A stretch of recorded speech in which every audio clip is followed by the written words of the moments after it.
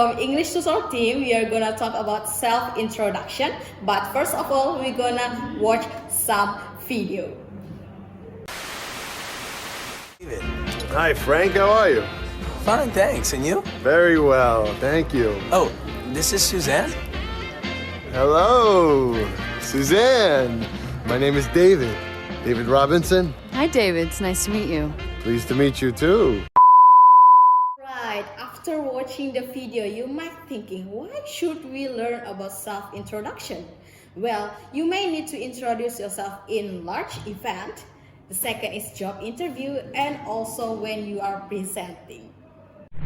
Number one is greeting. So greeting is divided by two categories. The first one is formal and the second one is informal. Informal, you can say hello, good morning, good afternoon, and good evening. So you need to pay attention on time. The second one is informal. You may say hi, what's up? Hi, yo, what's good? So you can use the one that you're comfortable with. Alright, number two, your name. So you might need to introduce your name, right? So the first one is basic. You may say, I'm Alia. I am Alia. And your name, the majority of people can't see you, which is maybe in call, you can say, my name is with my name is Alia. My name's Alia. You may also tell your name in auditorium with a large people, with a lot of people. So you can say this is Alia or this is Alia speaking. Number three, location. You may tell people where you live or where you're from. The first one is basic. So you can say I'm from with the place name. I'm from Banjarmasin.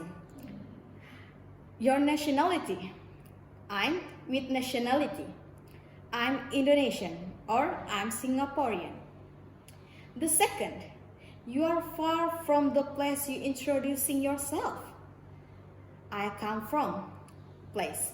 I come from Makassar or I was born and raised in Makassar. I was born in Makassar but raised in Banjarbaru. The third, from one place but now you are in different place. So you can say I grew up in. For example, I grew up in Makassar but now live in Banjarmasin.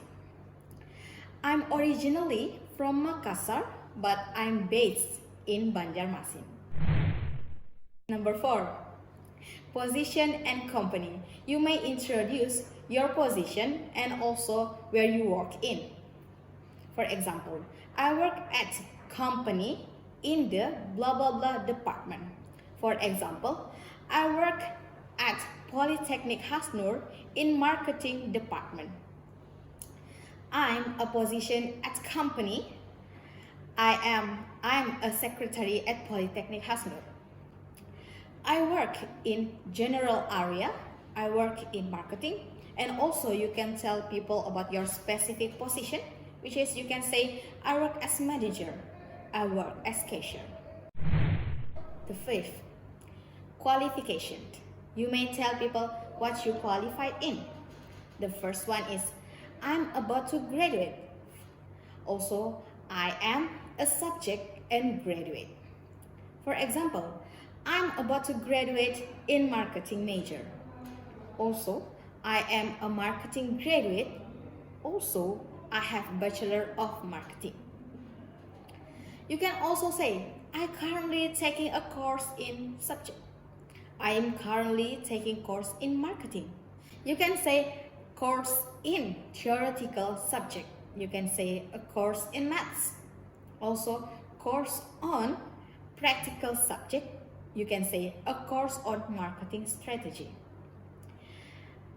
You can also say, I have complete or finished a time course in our own subject. For example, I have completed a month course in marketing planning.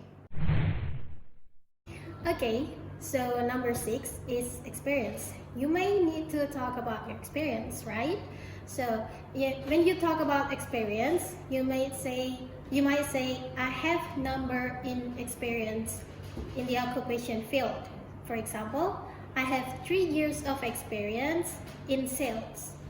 I currently taking a course in subject, or I'm currently taking a course in marketing.